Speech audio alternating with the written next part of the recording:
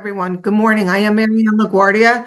As Maya had said, I'm with Clear to Close Title out of Howell, New Jersey, but we are a recent affiliate for Mid-Jersey.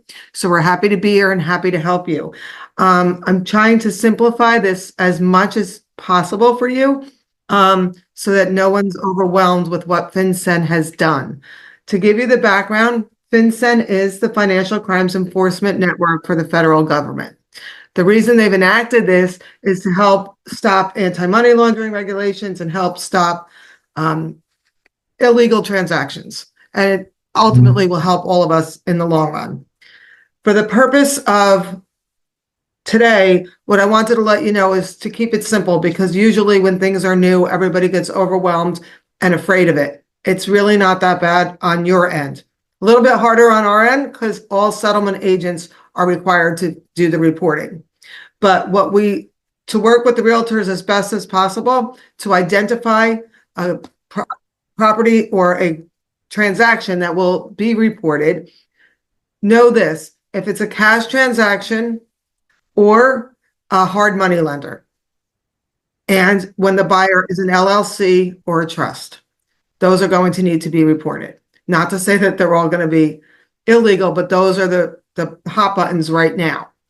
What you as realtors need to really know is from the beginning, when you're working with your buyers, if the more information you could get from the beginning, the more questions you ask, like if they're an entity, how they're getting, where their source of money is coming from, that will let you know if you think this is something for FinCEN, and you can always contact us if you have any questions. But those are the big things to know. They're looking for residential properties, which are 1 to 4 family dwellings. Also vacant land where a 1 to 4 family dwelling will reside on. They're looking for co-ops and condos as well.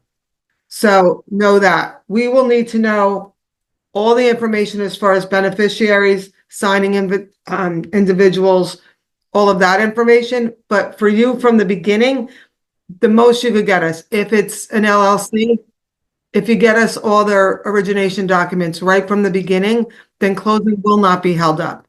The only time we anticipate closing ever being delayed is when we get this information late in the process. So the easiest way to continue on the course that we're all on is to get the closing table. Those are the things you need to know from the beginning.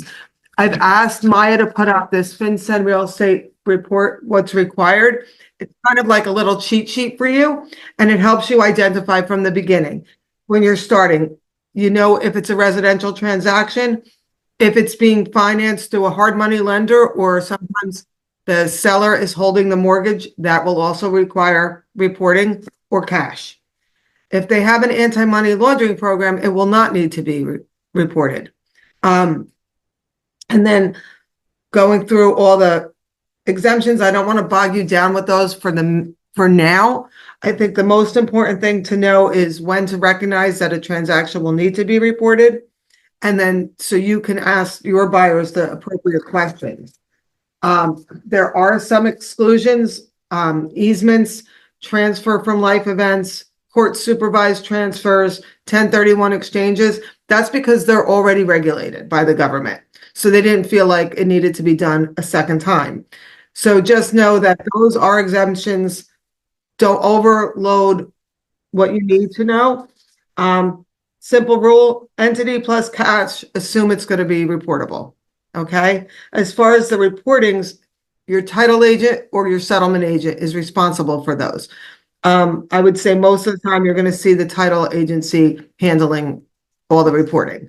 And we have a timeline that has to get reported after closing. I believe it's 30 to 60 days after closing. It all needs to be reported. But that's all our requirements.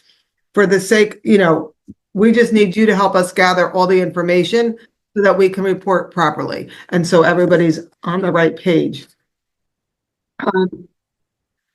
There will be an additional cost similar to a settlement fee because of all the extra reporting that we need to do, but it's minimal and there's nothing we can really do about it. It's the federal government saying that as of March 1st, we are all getting on board with this program, and they've already been doing it in New York, Miami, then they tested other geographic locations, and now the whole country is going live on March 1st. I want to stop a minute because I don't know, it's a lot of information and I talk fast. Do any of you have any questions? Yeah. This is Deborah Labadia. Hi. I do a lot of work with investors, and a lot of them form an LLC at for closing purposes. Like they start out as one thing, and then when they get the property, then they put the LLC in it. How do we handle that? Are you going to need to know ahead of time if that's their plan to do that? And how will they have the documents? I mean, obviously, they have to have the documents prepared for closing, but I could see that being a kind of a stumbling block, perhaps. You're kind of right in that regard. And it will affect all of our investor clients because they are all doing that. But they're going to need to start setting up their LLCs in advance, not after. Okay, so they would need to do that before that. Yeah. Okay. All right. They're going to just need to, this way everything gets reported properly, and then this way it all goes, because it will affect your investors, but instead of doing it after, I think the best rule of thumb is going to be to do it ahead of time. So if we tell them that, will they be contacted after closing? Like, will there be any, follow up on the government side to the investors afterwards? Is that a thing? Like, are they going to have some reporting? As far as I know, no. They can go in and they'll be able to find it through FinCEN, but I don't know that anyone from FinCEN will contact them after the fact. Okay. All right. Thank you. And I had just a quick question that if we're going to tell them to form LLCs first, most of them don't want to spend the money on forming an LLC until they know the property is going to close, because so many of them fall apart. So what happens if they don't want to do that? They do form the LLC towards the end, but before closing. Can it still be done that way? Yes, it'll just be, the only thing that they'll lose is time. Okay, so they'll just have to pause it at that point till you do the reporting. So I mean, if that's the case, I think as soon as inspections are over and they know they're moving forward, that's when they should start. Okay, I get it. I mean, the idea is to do it as soon as possible, right, but don't waste money until you know that thing's going to go through. But whenever it is that they finally do it, we submit it to you. Then the clock stops for a little while you do the reporting, and then we restart it. Is that what you're basically saying? We're going to work as fast as possible. And according to what I've been reading and seeing and talking to our underwriters about, your clients are going to sign at the end of the report. They sign that, yes, everything we put in here is valid and true. And they're going to move these things quickly. They're going to trust that affidavit that they sign at the end of the report and move it through. Okay, so once they've done that, we just keep moving on. Okay, Thank you. You're welcome. I guess my question is, hi, this is Chantal. How are you? Good, how are you? I guess my question is, and I'm sure you might cover that while we discuss this, is what exactly do we need to provide as agents? What do we need to provide to make sure that we have the proper filing or the proper recording of what needs to be done? So I was putting together a list, and I'm going to send it out to you all in the end. I'll have Maya help me with getting you guys some more information, but their reports are, it's pretty simple as far as the most information. So we need the property address. We need to know the full name of who the purchaser is. We need to know their LLC name or their DBA name. If it's a trust, who all the signers are, who the beneficiaries are that are over 25%. And if they have an EIN number, great. Otherwise, we'll use their social and we'll get started. But as long as when you're talking to them, you know that it's either a cash transaction or hard money, so that they need to be reported, and you know that it's in an entity form. Those are the two things. So once you know those two things, if you can get all the appropriate information from your buyers, that helps us move the reporting faster because we can start with that. I have a question. I have a lot of investors that work with private money, not necessarily hard money. So that would be just considered cash, I'm assuming. Well, if they don't have an anti-money laundering program, and Mhm. that's something you can ask whoever their lender is, Okay. then it has to be reported. But if it's private money and they do have that, then it doesn't, but probably they don't. Okay. Hi, This is I have a Beverly. question too. Sure. So I work with investors as well. He purchases property, convert like he buys them under LLC and then he sells them under LLC. So does even the as a seller also does he have to be reported? How does that work? They're gonna check the seller's LLC just to make, just like when we run judgment searches on a seller and a buyer, just to make sure everybody's in line. Okay, got it. Thank you. Mary Ann, I have another question. Sure. Are they going to trace every source of cash? For instance, sometimes you have a buyer that has a lender for the down payment, and then they have a hard lender for the actual construction loan or something. Are you going to have to provide the source of all funds for the Yes. sale? Yes. Okay. But then again, I mean, depending on if it's a regular lender, meaning that they have this anti-money laundering, then no. Yeah, no, I work with small construction groups that sometimes they pool money together Right. to put that down payment and then get a hard money loan. So Yeah, they want to know yeah, the this- source of funds. yeah, Absolutely. this might be okay. All right, thank you. And again, you can always explain to them, and they're welcome to call our office, and we'll, individually, if you want that, or whatever title company you choose to work with. But this isn't us, and this isn't anything you can change. This is the federal government.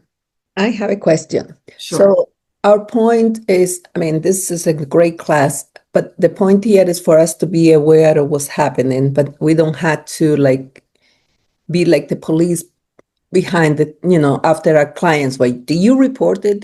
No, it's just information. Now, we're going to be reporting it, and we're going to work together to get all the information that's needed. But no, you don't have, that's why I wanted you to know not to overthink what's going on. And that you can easily tell your clients, this isn't anybody but the federal government, and this is the way all cash with entities are going to be handled going forward.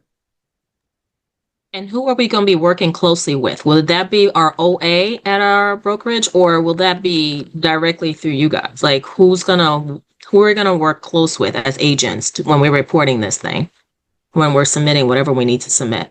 Your title company, just Okay, the like when title you give company. or who's ever acting as the settlement agent. So Got it. certain attorneys sometimes act as their own settlement agent. And if that's the case, they're going to be doing the reporting. But I would say 90% of the time, the title company is going to. I see. Okay, perfect. Thank you. So Gordia, Yeah. yes. Is this for all amounts? There, from what I know about this, there used to be threshold. So the thresholds are gone now, and this applies for all cash transactions Yes. All cash transactions with an entity. with If an they're buying entity. as an individual, no. Okay. Thank you. Okay. Mary Ann, has this, from your feedback from other places that have started doing this, like Miami, I don't know if you have Yeah. interactions, has this slowed down or canceled deals at all, or is just kind of people get used to it and then move on? I'm pretty sure people get used to it and move on. It may slow down if your buyer isn't, sometimes it's not any of us, right? We ask for a lot of stuff and they get it to us when they get it to us. That's how it's going to slow down. But as long as they cooperate and get us the information and that everyone needs, and they realize this is how they have to do it, it won't. Okay. And then maybe too, educating them on why we're doing this. I mean, the government's doing this to avoid all the illegal transactions, right? So it's just one way to get rid of fraudsters. And that has worked in New York and Miami. Okay. I mean, Very good. I mean, it's always good to be able to explain the Yeah. reason behind something. So yeah, I I mean, appreciate that. Thank you. that's the why. And they watch TV or they see the news and you see all the different ways. Real estate is always kind of targeted, right? We get alerts once a week from our underwriter about different, there was one last week in Oceanport, New Jersey, where it wasn't the right seller, right? It was vacant land out of state, but it happens. So this is just another way to protect, that's all. This might be a silly question. Is there a reason why if they don't report it for the individual cash offers as opposed to just the entity? I think because we're doing all the judgment searches already. I see. So I think that's the why. But I think historically, things get more hidden when it's entities and they keep switching entities, that kind of thing. And your lenders have been doing this. The reason why it's only cash deals is mortgage companies and lenders have been doing this forever. You know, they're doing this type of reporting, but you don't really know it because it's in the background. Now they're extending it to your cash purchases. And always the title company that you work with, if you have any questions, always call. Because we're going to be the most versed in it. And I don't want to inundate you with all the forms we have to fill out and all the information because it's overload and you guys already do enough with forms and contracts and information. I just want to know that you can help. And if there's more, I can always send you copies of the forms. I can even, send you to my underwriter. They have different courses that they've been putting out. Most of it is for us.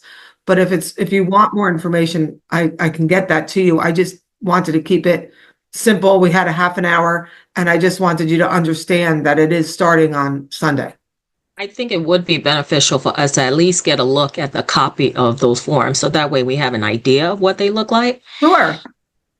I'm going to give you my email. Just anybody can email me and I'll shoot it right over to you.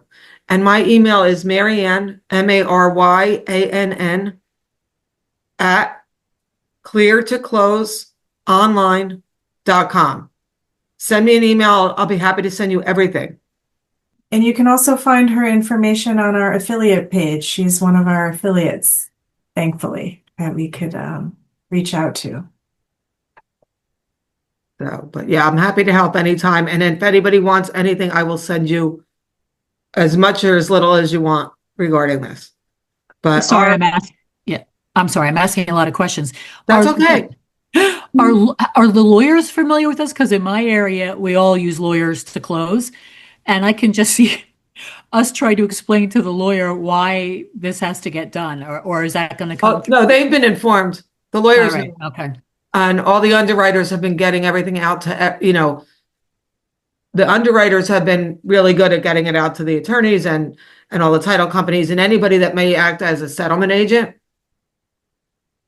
I just wanted to help you guys because I know the first time I hear anything new, I'm like overwhelmed. Then I have to sit down and digest it a little bit. So I just wanted to make it a little easier for you to know when.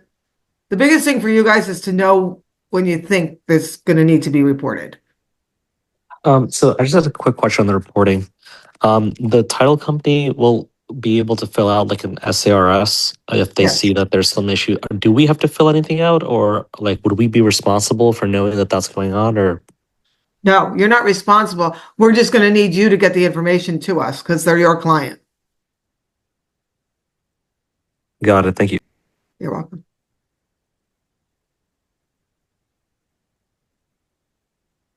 Anybody else? Some So folks most of it, about oh, I'm sorry. Sorry. About Sorry about- sharing the document that we had up at the beginning of the session. Mm. So we'll go ahead and share that at the end of this session along with any other materials Maryann would like. Yeah, that's the easiest document for you guys getting used to how to identify a transaction that's going to need to be recorded. Sorry, I had one last question. I don't know if you mentioned this Absolutely. before. What if it's like a layering of LLC? So if it's like one LLC that is owned by another LLC, how far back do we have to trace it? That's a really good question, and I'm going to have to get back to you on that. Okay. I'm writing your name because that I have to go to my underwriter for. But I haven't seen anything in everything I've been reading about that. But it is a good question. I'm not sure, and I'll get back to you with the answer. Because sometimes some of the investors have money that they're using from different LLCs, and then it'll just be like a chain that goes down. Well, if they're using money from different LLCs, they're gonna need all of them. Because Yeah, they but want to know the source of the income, of the if there's source of like an the money. umbrella company that owns the LLCs, like do we have to have them do it 2 levels down, 3 levels down? I'm not sure, because Okay. my assumption is if it's an umbrella that goes down, they will come up when they do the searching. But I don't know if I'm right. So I don't want to answer you until I know I'm right. So can I have your email? Yeah, I can put it in the chat for you. Perfect. Thank you. Thank you so much. Can you share that information with everyone? Sure. I gotta I will never give out information if I don't know the 100% answer. So I'm gonna go to my underwriters and I will get back to you with that. I put the email in chat for you also. Thank you. Thank you.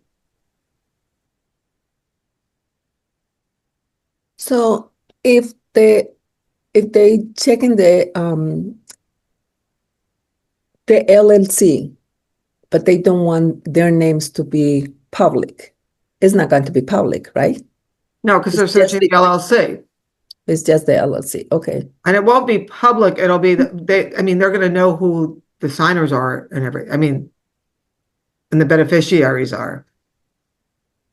But it's gonna be, recorded through FinCEN. It will not be, there are things that will not be disclosed, but FinCEN just all they're looking for is to know that they're legitimate. Okay. But it's not going to be like to the public, the knowledge of No. the LLC. Okay. The owners of the LLC. Okay. Hi, I have a question. Sure. I know you said this will be starting March 1st. Will this be for transactions after March 1st, or will the federal government look back at previous transactions that have already closed? No, nothing that's already closed. Okay, thank you. Starting March 1st and going forward. Thank you. So that's an interesting question. Say they were supposed to close, March 1st, and they had none of this information necessarily. Is like it's things that are coming up now, or things Yeah, that I are think it's literally things that are closing coming March up. 2nd? Yeah. Okay, all right.